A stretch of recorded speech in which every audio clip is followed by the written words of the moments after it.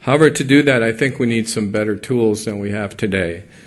First, we need better diagnostics that can predict early onset of disease, and then diagnostics that can respond, tell us the response of individual patients to drugs, and non-invasive sensors that warn us early from the deviation from health. And then we need much better drugs that are more effective. Many of the drugs that we take today really are not effective for all the patients that take them.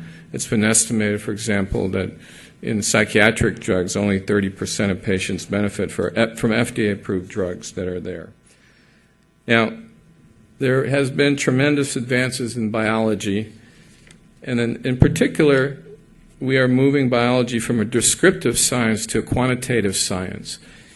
The revolution in genomics and proteomics, and really beginning to integrate that to a single-cell level understanding of what all these mechanisms means, is going to deliver some significant promise and going to deliver significant products in the future. We're already beginning to see that in the form of personalized drugs, regenerative medicine, and much better vaccines than we have in the past. So I'd like to just highlight one of these omics, which is genomics, in particular because it is one of the fundamental underlying technologies that's driving this revolution. If you look at the cost of sequencing DNA, which has dropped faster than Moore's law, we're going to see full genome human sequences that are less than a few $100s in less than a couple years.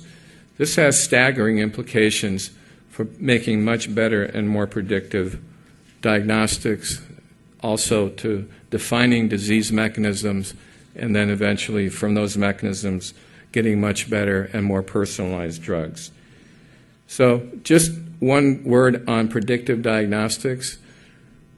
We are at an early stage where we can tell you probabilities of disease. So for example, in Alzheimer's, if you possess a gene called ApoE4, you still don't know for certainty whether you will have Alzheimer's. You will have probably about a 29% chance of having that disease, but there is no certainty that you will have that disease.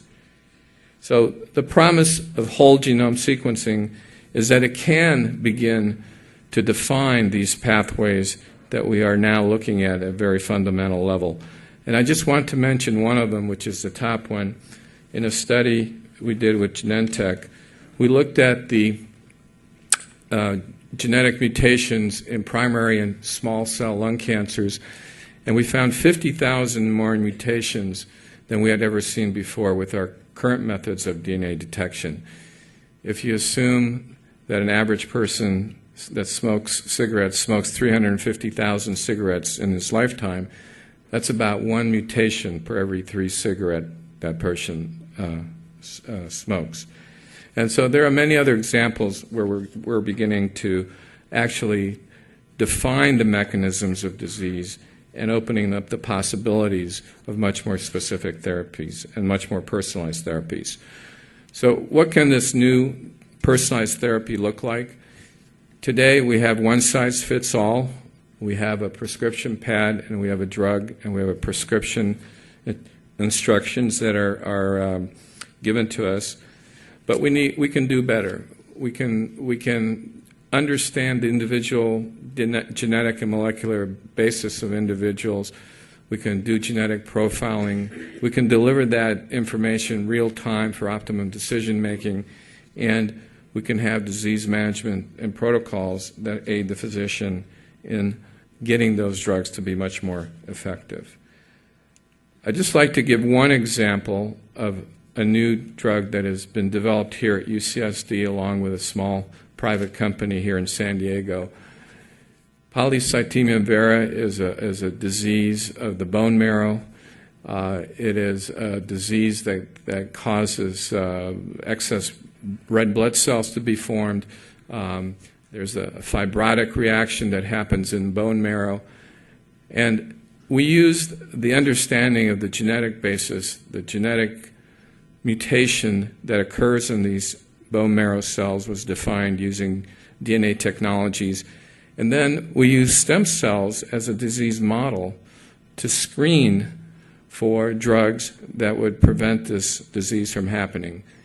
It is now in the final stages of FDA testing, and hopefully this drug will come about in the near future to really eliminate this really significant problem that we're facing in bone marrow cancers. Now, I don't want to give the impression that technology alone is the answer. I think if you remember the determinants of health, it takes much, much more than technology to make an individual or a population healthy. Today, we have a system that is really pretty fragmented. It's ineffective drugs, it's fragmented care, and most of all, it's perverse economics that we really need to change. A new future, which has been called P4 medicine, was described by Lee Hood as being preventive, predictive, personalized, and participatory, is something that is really on the horizon. I think that is something that will become a new normal for the healthcare system and will deliver significant results. Now, there are many ways to accomplish this, but I believe the best way is to bring the patient into the center of the healthcare system. By empowering the patient with more knowledge and more information, we can make that patient much more of a participant in their own health care. We have a challenge in motivating that participation, even with the Patient Protection Affordable Act that was just passed, which mandates expanded coverage. Nationally, only 62% of Medicaid patients participate today. Adequately, not adequate enough in terms of getting these patients to begin to pay attention to their health status. Now, somewhat controversial, but I think also something to consider, is that we need to reward wellness. We need to have differential insurance premiums. Safeway, as a store, is beginning to experiment with this. If you have a certain body weight and a certain cholesterol and don't smoke, you pay a different premium than if you do not. We also have the ability to bring the digital tools that are being developed on a daily basis to monitor the health of individuals. I think this will allow them to be much more connected to their health and to the ability to kind of know when they're deviating from the healthy state.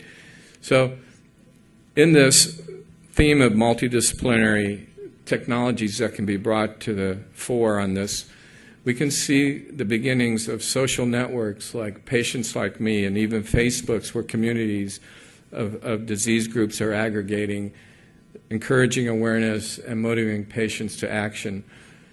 A new movement that some of the faculty here are participating in, quantified self-measuring, where you wear sensors and you actually can tell on a micro daily basis what your risk of deviation from health is. We're seeing that in ability to monitor these patients and mobilizing action.